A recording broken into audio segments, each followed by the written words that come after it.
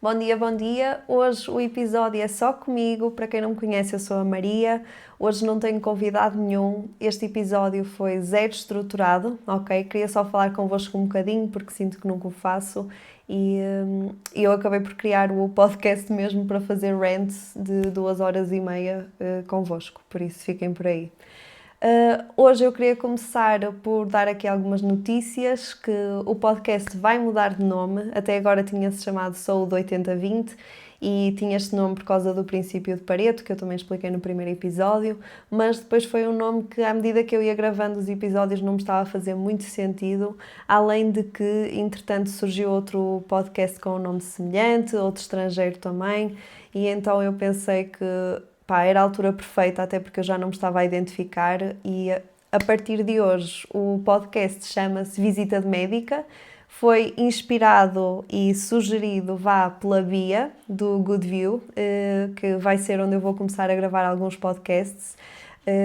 Esses vão ser sim com convidados, vamos continuar a ter aqui alguns episódios gravados online também, para haver aqui uma mistura e para também conseguir falar com convidados que estão um bocadinho mais longe, mas acho que a maior novidade é efetivamente começar aqui a gravar presencial, que é a parte que eu mais adoro. Eu nem sequer estava para gravar este vídeo, mas hoje de manhã tive uma conversa com algumas pessoas da mentoria onde estou, da Impulse, que era sobre nós fazermos as coisas e depois melhorarmos. E eu sinto que tudo o que eu tenho feito no online até agora tem sido muito isso, é começar a publicar sem jeito nenhum e depois ir aperfeiçoando, começar a gravar vídeos super estruturados para não me esquecer do que vou dizer e agora estou aqui tipo a improvisar e vai ser um rant gigante.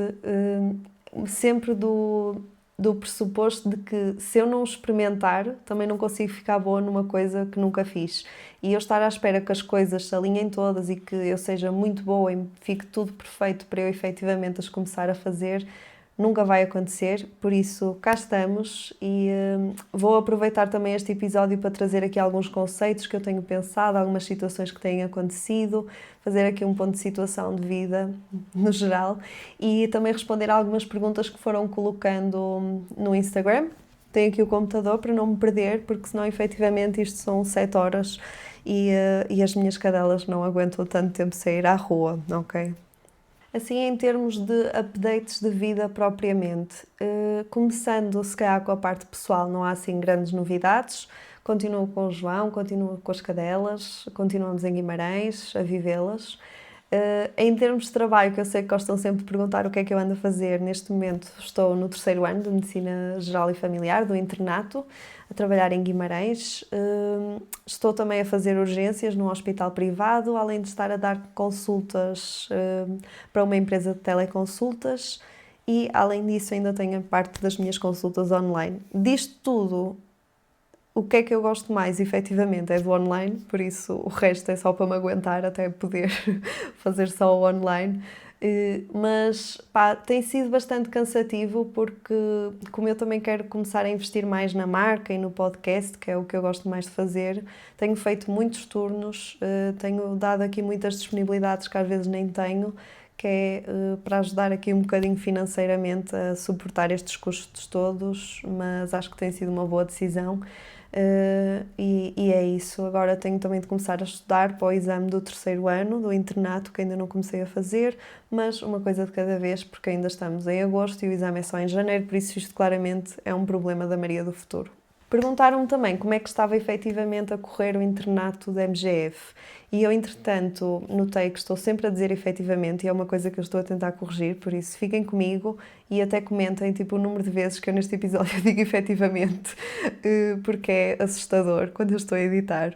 Mas o internato está a correr bem, eu gosto muito da minha orientadora, gosto da especialidade, não me vejo a fazer isto a longo prazo, apenas pela estrutura em que acontece e das regras que nós temos e cada vez temos mais indicadores que temos de cumprir, que acabam por tirar aqui um bocadinho o foco do cuidado dos doentes. Também acaba por ser um sistema de saúde que é muito virado para a parte da doença e eu confesso que o que eu mais gosto de trabalhar é a parte da saúde e da prevenção. E por acaso ontem estava a ouvir um vídeo da Filipa Rebelo, que é outra colega que também trabalha aqui a área da medicina do estilo de vida, e ela estava a falar do facto de nunca a terem ensinado a trabalhar com a saúde. E eu identifiquei-me tanto, porque o nosso curso todo é sempre, ok, temos esta doença, o que é que acontece, sintomas, diagnóstico, tratamento, quais são as consequências disto. E é muito pouco focado na parte da prevenção. Eu acho que se nós tirássemos o tempo para nos focarmos nesta parte, para prestarmos cuidados mais antecipados às pessoas, depois íamos ter aqui uns outcomes de saúde completamente diferentes do que temos atualmente. Acho que até seria um sistema mais sustentável, não é? Em termos de custos, mas ainda é algo que está muito longe da realidade, porque a verdade é que continua a haver muitos fogos para apagar e nós não podemos simplesmente ignorá-los e agora só nos focar na prevenção. E claro que isto é sempre uma coisa que depende muito da quantidade de profissionais que temos, do quanto as pessoas recorrem aos serviços de saúde, que também acaba por ser afetado muito pela literacia em saúde. E eu a seguir vou gravar um podcast com um convidado sobre isto, porque eu acho que é uma área que nós temos mesmo de investir, nós enquanto profissionais e nós também enquanto utentes, aprender mais sobre os assuntos, não ter medo de perguntar aos médicos, aos enfermeiros, aos administrativos as nossas dúvidas, porque quanto mais informados nós tivermos, quanto mais literacia nós tivermos em saúde, também melhor fazemos uso dos cuidados de saúde e recorremos a eles quando efetivamente precisamos. Vêem? Outro. Eu só não vos digo para tomar um shot, tipo, cada vez que eu digo efetivamente, porque eu não bebo álcool. No seguimento disto, também me perguntaram como é que eu consigo conciliar tudo. E a verdade é que nós conciliamos a ser medíocres em quase tudo. Estou a brincar. Mas isto foi uma coisa que me disseram uma vez e eu achei muito engraçado. Mas nós conciliamos porquê? E porquê é que aqui o conceito de conciliar é um bocado abstrato? Eu não sei se vocês já ouviram falar da lei de Parkinson, mas eu vou explicá-la. Basicamente, as nossas tarefas ocupam o tempo que nós temos alocados para elas. No sentido de, imaginem que têm uma apresentação para fazer para o trabalho ou para a escola. Eu, se tiver 3 meses para fazer, eu vou demorar os 3 meses. Posso só quase trabalhar na última semana, mas vou começando a dar aqui uns toquezinhos no início. Se, ao contrário disso, eu tiver 2 horas para fazer, em 2 horas ela fica pronta, quer eu queira, quer não. E nós acabamos por esticar ao máximo todas as tarefas que temos de acordo com o tempo que temos para as fazer. É, por exemplo, eu se tiver 1h30 para treinar, se calhar vou fazer exatamente o mesmo treino que eu faria se tivesse 40 minutos, só que no de 40 minutos eu sou muito mais eficiente. O que eu me tenho vindo a perceber e também da minha, não digo personalidade, mas do meu feitio, é que eu quando tenho pouca coisa a acontecer, eu procrastino imenso. Não é que eu não procrastino agora, procrastino na mesma, mas quando eu tenho mais coisas a acontecer e mais áreas em que me preocupar e mais tarefas que precisam de ser completadas num curto espaço de tempo, eu acabo por ser muito mais eficaz e eficiente a fazê-las e demoro menos tempo, o que depois também se traduz em eu conciliar tudo isto. Outra coisa em ter em mente é que o conciliar é assim um bocado dúbio, ok? Porquê? Porque eu se calhar concilio muito bem a parte profissional neste momento, enquanto se calhar a parte pessoal, social, familiar está assim mais para trás, ok? Eu estou sempre a falar disto, por isso peço desculpa a quem já ouviu isto 200 vezes, mas a nossa vida, e eu acredito genuinamente, é feita por fases e nós temos fases em que nos dedicamos a diferentes coisas. Se eu estou numa fase em que me dedico mais ao trabalho porque quero aqui poupar algum dinheiro, quero também pensar aqui numa reforma antecipada e investir mais dinheiro, por exemplo, e quero que o negócio também ande para a frente, tudo o resto da minha vida, quer eu queira, quer não, vai ter de ficar mais para trás. Eu até posso tentar equilibrar tudo, mas a verdade é que eu depois não faço progresso em direção nenhuma, porque o esforço que eu preciso para manter as outras áreas, deixem-me recapitular para ser mais fácil com um exemplo, mas imaginem, nós temos 4 áreas principais, diria, trabalho, parte pessoal, parte social e parte familiar, por exemplo, ok? E eu quero me focar muito na parte familiar, porque tenho um familiar que precisa muito da minha ajuda. Então eu vou ter de alocar grande parte da minha energia, do meu tempo, da minha disposição para essa área, certo? Todas as outras áreas, o progresso que eu faria, se investir o mínimo ou se investir tipo 20%, o progresso vai ser o mesmo. E então eu posso antes pegar nesse excedente do mínimo, alocá-lo para a minha parte principal e fazer com que aquilo seja muito mais rápido de atingir, corra muito melhor e que encurta aqui o tempo da minha vida em que eu vou estar super focada na parte familiar. Porque depois, quando esta fase passar, eu já posso passar à parte pessoal, por exemplo, ou à minha relação com o meu namorado, ou ao meu trabalho. E quando nós vemos a vida assim, nós apercebemos que ela acaba por ser equilibrada, não no dia a dia, não naquele sentido de, ok, eu tenho que ter o meu dia organizado com os X% de trabalho, X% de vida familiar, vida social, vida pessoal, mas fica equilibrada a longo prazo, porque eu vou ter diferentes fases e cada uma representa um foco diferente. E ao final do ano, ao final de 5, 10 anos, vai-se equilibrar tudo, porque o tempo, se calhar, que eu aloquei a cada fase vai ser muito semelhante. Depois, se calhar, aqui até faria sentido falar um bocadinho de um conceito que eu tenho tido em mente, que é o conceito dos inputs-outputs, em que nós achamos sempre que quanto mais inputs eu der, mais outputs eu vou ter. E nem sempre é assim, ok? Lá está, se estou muito focada no trabalho e quero na mesma manter um estilo de vida saudável, eu se calhar o excesso de input que vou pôr nesta área da minha vida, o facto de isto não ser uma prioridade, vai fazer com que os resultados que eu vou tirar daqui não sejam tão bons como poderiam ser. E então não é por eu estar a pôr mais energia e mais tempo que eu vá ter um resultado melhor, porque às vezes acaba só por ser mais frustrante, porque eu tento equilibrar tudo e falho redondamente. Agora aqui a próxima pergunta que eu tenho é: alguma vez duvidaste do caminho que escolheste? Daily.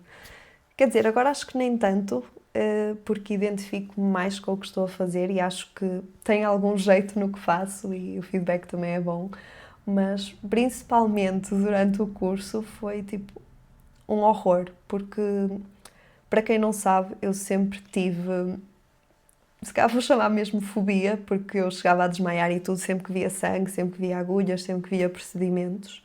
E fui na mesma para a medicina, porque eu claramente sou masoquista e achei que era uma boa ideia. E então, como eu estava rodeada de pessoas a quem isso não acontecia e a pessoas que eu sentia que eram muito mais inteligentes do que eu, porque eu tenho péssima memória e eu sei que sou médica e que é tipo, faz parte da profissão, mas é o que é, eu tenho de escrever tudo, tenho de estar sempre a confirmar as coisas porque me esqueço e então se estiver nervosa é para esquecer mesmo. E então foi um curso que eu sentia sempre que não pertencia ali. E diariamente recebia sinais que eu achava que estavam a confirmar que eu não devia estar ali. Quando é que isto mudou, efetivamente? Foi quando eu comecei a fazer mais a parte prática. Porquê? Porque eu notei que tinha jeito para essas coisas, a parte do sangue, das agulhas e das suturas já não me incomodava tanto, porque já tinha sido exposta tantas vezes que já estava mais à vontade com isso. E sentia que eu tinha uma parte muito humana e de ouvir as pessoas e de me relacionar com elas que se calhar os meus colegas não tinham tanto. E quando comecei a trabalhar no ano comum em Coimbra, foi aí que eu notei a diferença que este tipo de cuidados fazia, o facto também de ser bastante despachada, conseguia ajudar mais pessoas ao mesmo tempo. E então foi muito por aí que eu me comecei a sentir que, calma, que isto não está assim tão mal, até podes continuar a fazer isto, tens algum jeito, e foi mais aí que deu assim o clique. E lembro-me perfeitamente, e por acaso era uma história que eu queria contar, não propriamente aqui, mas cá estamos, mas lembro perfeitamente de um caso que tive em Coimbra, que foi um senhor que nós dividíamos a enfermaria por camas e por quartos, e eu ficava sempre com os quartos de isolamento. E então foi um senhor que, por ter tido uma infecção, esteve imenso tempo aos meus cuidados, mas estamos a falar tipo de um mês. Ele depois, entretanto, curou a infecção e passou para outro quarto, então eu deixei de o ver tão regularmente, mas ia na mesma lá, conversava com ele, depois ia fazer o meu trabalho. E então criámos ali uma relação próxima. E até ele conhecia alguns colegas dos meus pais e tudo, então havia aqui algumas coisas que... Pronto, era muito fácil conversar com ele. Até que houve um dia que ele começou a piorar brutalmente e E pronto, e o desfecho não ia ser bom, batemos o pé para ele ser visto, para ser orientado, mas já era um bocado tarde e quando estiveram lá os colegas de medicina intensiva, eu lembro perfeitamente de estar naquele quarto. Tínhamos passado a manhã toda com o senhor porque ele estava a fazer sangue para ver se recuperava aqui um bocadinho da sua anemia. Chegaram os colegas de medicina intensiva, tinha saído quase toda a gente da equipa habitual, eu ainda estava lá dentro. E eu lembro perfeitamente, todos tipo à volta do utente a falarem quase como se ele não estivesse ali. E eu a pensar, tipo, ninguém lhe vai explicar o que está a acontecer. E então eu achei que seria o meu papel, certo? E então fui ter com ele, estava a falar com ele, a explicar-lhe. E lembro perfeitamente, tipo, eu a chorar, baba e ranho, porque eu não tenho estrutura emocional para isto. E ele, tipo, só me dá a mão e diz-me obrigada. E eu, tipo, pá, é isto. Imaginem, foi o pior dia da minha vida e da minha carreira, mas ao mesmo tempo estou a fazer alguma coisa certa. E acho que também o próprio facto de estar aqui na parte médica e nós lidarmos diariamente com a doença faz-me pensar um bocadinho também na situação que eu vivo e nas vantagens que nós temos e nas bênçãos todas que temos, e é uma coisa que sou muito grata por diariamente conviver com a sorte que tenho, vá, em perspectiva. Foi para aí há 3 dias que eu vi um vídeo que era um criador de conteúdo que estava a dizer uma coisa que tem estado tipo na minha cabeça, ainda ontem falei disto em consultas, que é: se toda a gente do mundo pegasse nos seus problemas e escrevesse-os e pusessem assim num recipiente gigante e nós tivéssemos de ir lá e tirar um ao calhas, será que arriscaríamos o problema que nos saísse? Porque eu começo a pensar nos meus problemas e eles parecem muito, muito pequenos em comparação com as coisas que vejo e com as coisas que sei. E isto também ajudou aqui a pôr assim alguma perspectiva e a não termos tantas coisas como garantido. E não é para desvalorizar e para dizer que os vossos problemas não são importantes, mas às vezes nós esquecemos-nos de lá estar, pôr em perspectiva, efetivamente. Às vezes nós temos problemas de primeiro mundo, também porque vivemos no primeiro mundo e não temos de nos preocupar com os outros, mas depois eu acho que ficamos um bocado ingratos. É aquela questão de, pá, estou bem feliz, quero imenso comprar um carro, por exemplo, e só penso no carro e vai mudar a minha vida completamente. Compramos o carro, é uma novidade, passado uma semana já é o caso que nem queremos saber. E o mesmo se aplica um bocado a tudo o que é material na nossa vida. E se nós tivéssemos mais apreço, vá, pelas coisas que nós temos, pelas situações que nós não passamos, acho que também conseguiríamos ser mais felizes a longo prazo. E aqui entra também um bocadinho o conceito do limiar da felicidade. Eu já falei disto em alguns podcasts com outras pessoas, que é: eu quando tenho um limiar da felicidade super alto, só coisas muito grandes é que me vou deixar feliz. No sentido de só quando me caso, só quando compro uma casa nova, quando compro um carro, quando sou promovido, quando nasce um filho, quando acontece aqui um evento catastrófico no bom sentido, é que eu fico com a sensação de, opá, estou tipo satisfeita. Por outro lado, quando nós temos um limiar de felicidade super baixinho, ok? Qualquer coisa na nossa vida é um motivo de alegria. Há uma expressão que a Débora Monteiro usa muito, que é feliz no simples. E eu, tipo, identifico-me totalmente e cada vez tento ser mais vezes feliz no simples, porque eu genuinamente acredito, e se calhar mais para a frente vou mudar de opinião, mas não interessa, esta é a minha opinião neste momento, mas eu genuinamente acredito que são as pequenas coisas da nossa vida que efetivamente fazem a nossa vida. Porque se nós formos a pensar o nosso dia-a-dia, se não prestarmos atenção às pequenas conversas que temos com as pessoas, seja em casa, no supermercado, no trabalho, às pequenas mensagens que recebemos, às coisas que fazemos assim fora um bocadinho da rotina, ao prazer que é tipo comer a nossa comida favorita só porque hoje nos lembramos de a cozinhar, ou de ver o pôr do sol, ou ir dar uma caminhada com os cães, ou quer que seja, ou ver uma série que eu gosto, ou fazer exercício porque me sinto bem. Quando nós prestamos atenção a estas coisas, às pequenas coisas da vida, nós depois, no final, vamos ter imensa coisa que nos fez felizes. Enquanto que, se eu me focar só nas coisas grandes, eu se calhar chego ao fim da minha vida e tive aqui para aí 3 momentos em que eu efetivamente me senti realizada. E em comparação eu acho que nós acabamos por ser muito mais tristes quando nos focamos só nas coisas grandes.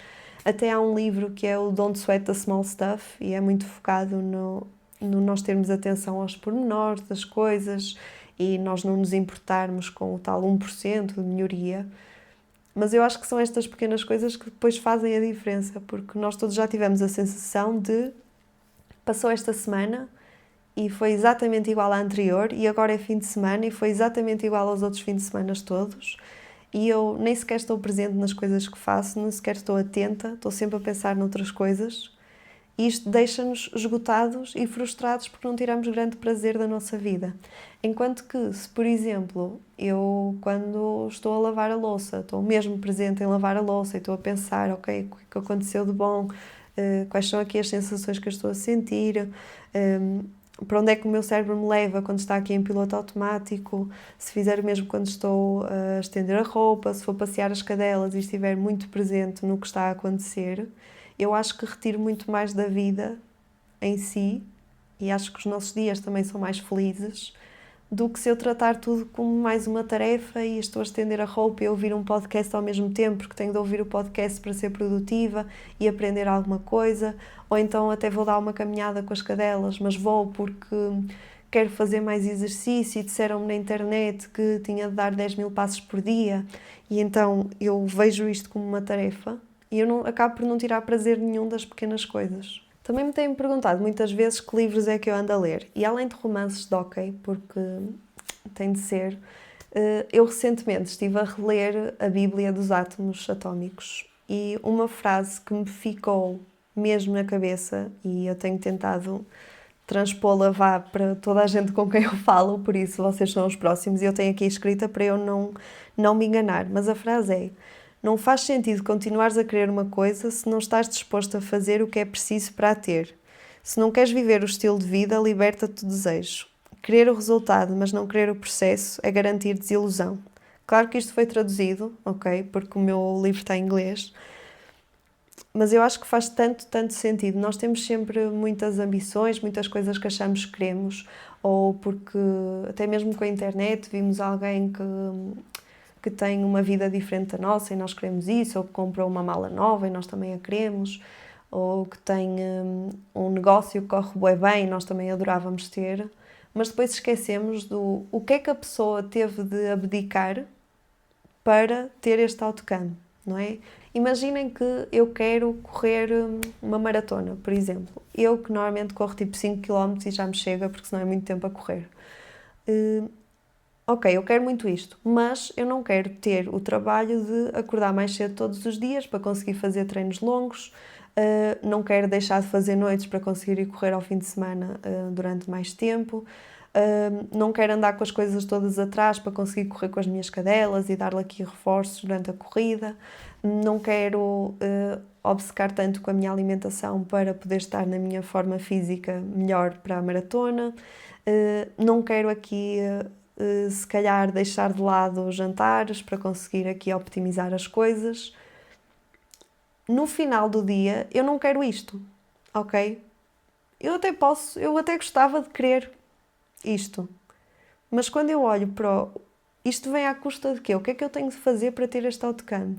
E não me identifico com nenhuma das coisas, nem sequer vejo como uma possibilidade de fazer o sacrifício. O outcome que eu quero não é mesmo o que eu quero, ok? Eu quero gostar, ou eu gostava de querer aquilo. Mas se eu não estou disposta a fazer as pequenas coisas que colmatam nisso, não posso estar presa àquele desejo porque eu nunca o vou conseguir. Ou então vai ser quase um milagre. Imaginem, aqui com o online, quando eu comecei, eu rapidamente me apercebi que isto ia tipo roubar 90% do meu tempo, ok? Seja em criação de conteúdo, falar com as pessoas, gravar, editar, agendar coisas, pensar em ideias, criar produtos, dar consultas, acompanhamentos. Eu rapidamente me apercebi que se eu queria que isto fosse para a frente e corresse bem, eu ia ter de abdicar muita coisa e ia ter de acrescentar aqui muitas rotinas que eu não tinha, ok? E na altura fez-me sentido. E foi por isso que eu fiz.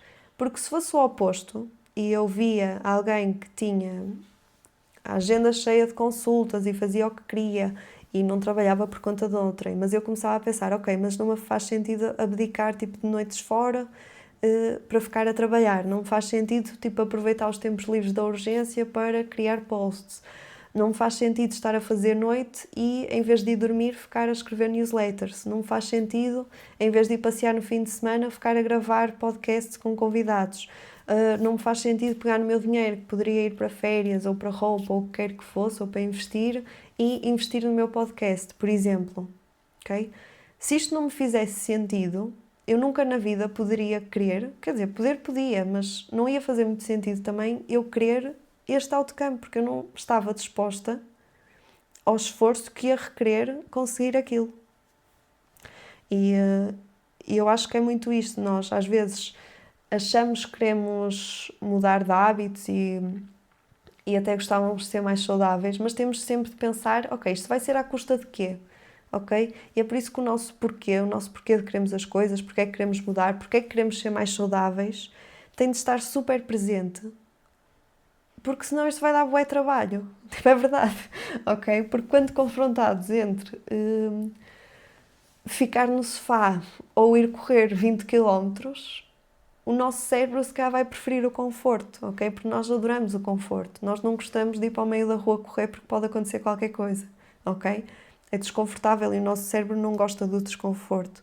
Por isso, se eu não quero fazer as mudanças que me levam ao outcome que eu quero, eu se calhar tenho de escolher outro outcome e aceitar que nunca o vou ter. Pediram-me também para falar um bocadinho mais deste conceito que eu tenho trazido para as redes sociais e até vou gravar um vídeo a seguir, um reel para publicar no meu Doc Takes, que também é um conceito que eu estou tipo a testar e eu não sei o que é que vai acontecer. Eu só queria tipo coisas menos organizadas, porque eu sinto que todo o meu conteúdo tem sido sempre muito preparado, ok?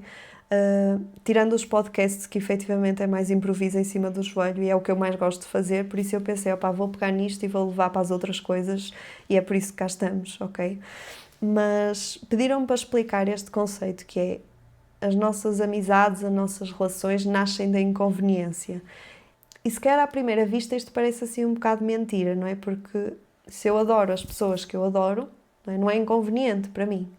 Mas o que isto se foca é que eu, para chegar a esse ponto de ter relações bem construídas, de ter amigos que me apoiam e que eu gosto de estar e ter uma relação estável e dar-me bem com a minha família e sermos muito unidos, eu, para chegar aqui, eu tenho de passar por períodos de inconveniência. Vai haver coisas que eu não vou querer fazer. Quantas vezes nós não estamos em casa, não é? E de repente chegou o dia em que temos de ir a um jantar que foi a Maria, há 3 meses atrás, que combinou, sem ter em consideração o quão cansada ia estar a Maria do futuro, e agora chegou o futuro e a Maria de agora não quer ir ao jantar, ok? Mas eu tenho aqui algumas opções, não é? Eu posso cancelar o jantar, ok? Se calhar aquela amizade não vai andar muito para a frente se eu fizer isto muitas vezes, não é? Porque eu estou constantemente a deixar as pessoas mal e estavam a contar comigo e eu depois não apareço, não é? Eu aviso em cima da hora. Ou então, eu penso, ok, esta é uma relação que me faz sentido, quero construí-la, quero fomentá-la ainda melhor. Eu não quero ir ao jantar, não quero, tipo, estou em casa com as minhas cadelas e com o João, estou a amar, vamos comer pizza, mas eu marquei o jantar e isto é uma relação que me faz sentido. Por isso, eu vou ter de me levantar do sofá, ir-me vestir e ir ter com a outra pessoa, ok? E isto aplica-se um bocado a tudo, porque vai haver alturas que os nossos amigos precisam de nós, ou que o nosso avô precisa de companhia para ir a uma consulta, ou o nosso namorado precisa que nos sentemos com ele para discutir aqui algumas coisas da relação, ou os nossos pais querem que nós vamos a um evento de família, nós não queremos nada a ir. Mas como isto são coisas que são importantes para mim, eu vou ter de aceitar estes inconvenientes, porque senão eu nunca vou ter a relação que eu quero. E é muito disso de eu, para ter uma boa relação, uma boa amizade, vão haver aqui inconvenientes, eu não vou gostar de tudo, vão haver coisas que eu não vou querer fazer, mas que vou ter de fazer se efetivamente quiser uma boa amizade e uma boa relação. Eu acho que fez sentido, mas tenho pensado um bocado nisto e acho que me faz sentido porque houve aqui uma fase que eu deixei muito, peço imensa desculpa a quem estiver a ouvir isto, mas também não sei se vou ser muitos, porque é o que é. Mas houve aqui uma fase que eu desliguei-me muito das minhas amizades, por iniciativa própria, porque não me estavam a fazer sentido na altura. E eu estava uma de, pá, se a outra pessoa também não quer, tipo, se não faz o esforço, eu também não vou fazer. Ok, mas também não é bem assim, ok? Porque a outra pessoa pode não estar a fazer o esforço, mas eu estou a ser a pessoa que merece que o esforço esteja a ser feito? É que muitas vezes não, e nós só achamos que a culpa é dos outros, não é? E acho que temos também de ter alguma, de aceitar o nosso papel nas situações, e foi uma altura em que efetivamente não o fiz, e houve aqui várias amizades que acabaram por cair porque eu não aceitei o ser inconveniente para mim. Eu confesso que não faço ideia quanto tempo vai ter este episódio, mas já estou para terminar. Queria só dizer que me perguntaram, e eu gostava de falar disto agora no final, porque me perguntaram qual foi a melhor coisa que me aconteceu até agora em 2026. E foi literalmente convidar o Simão para gravar comigo no meu podcast super pequenino, que ele aceitou porque ele é uma boa pessoa. E depois, a partir daí, tipo, tornámos-nos muito amigos. Tipo, ele faz-me lembrar o João, é das pessoas que mais acredita em mim e mal me conhece. Acredita bem no meu trabalho, no que eu estou a fazer, me impulsiona também a investir mais em mim e a fazer as coisas de maneira diferente. E ele tem muito uma atitude de vamos e depois logo se vê e melhoramos à frente. E eu sinto que sou cada vez mais assim e acho que também se nota. Eu sei que este episódio começou comigo a falar aqui também das mudanças do podcast. E eu acho que fazia sentido também nesta altura, porque eu já não me identificava com o que estava a fazer. Eu acho que nós também vamos evoluindo à medida que fazemos as coisas, e se vocês estão na dúvida de começar alguma coisa ou não, pá, comecem e depois... Eu sei que toda a gente diz isto, mas acreditem em mim, comecem e depois, tipo, odeiem tudo o que façam e façam melhor. Porquê? Porque eu comecei o podcast, podia ter começado logo a gravar presencialmente. Ok, podia. Ainda bem que não o fiz, porque primeiros episódios gravei sozinha e já não me identifico com aquele tipo de gravação, porque era muito estruturado e eu já não gosto disso. Depois comecei a gravar com alguns convidados que eu amo, mas acho que não estava preparada para fazer podcast em conjunto daquela maneira, porque lá está, era muito estruturado, tinha muitas perguntas de entrevista, parecia que estavam a candidatar-se a um emprego e eu estava sempre à espera que eles acabassem para poder fazer as perguntas que eu queria fazer. Depois passei se calhar para o extremo oposto e não preparava absolutamente nada, só ligava a câmera e vamos lá.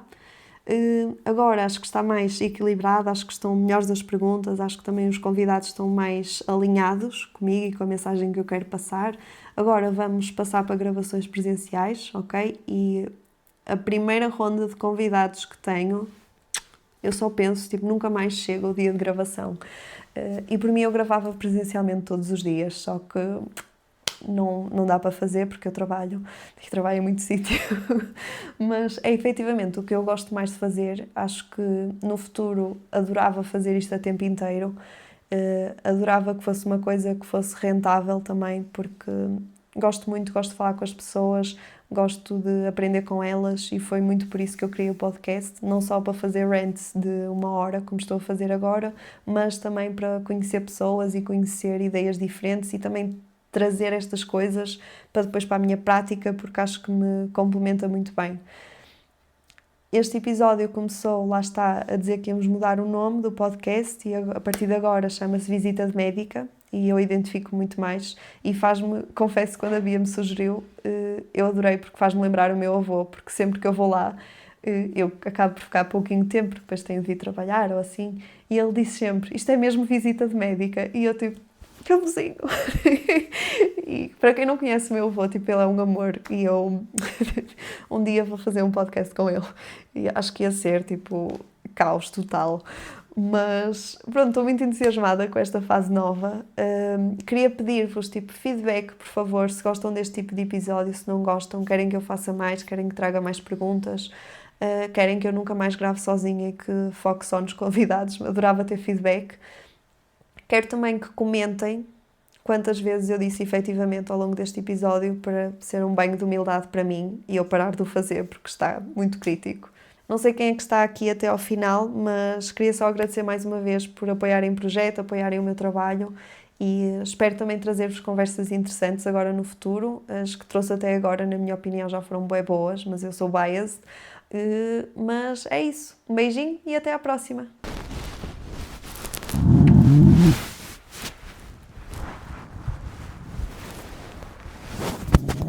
Será que eu consigo gravar um episódio com a Zoe no meu colo? Tipo 1 hora? Não. Se ela já está aqui. Quer dizer, vai-se deitar? Não. Já desistiu. Com a Mel não consigo. Vamos à rua?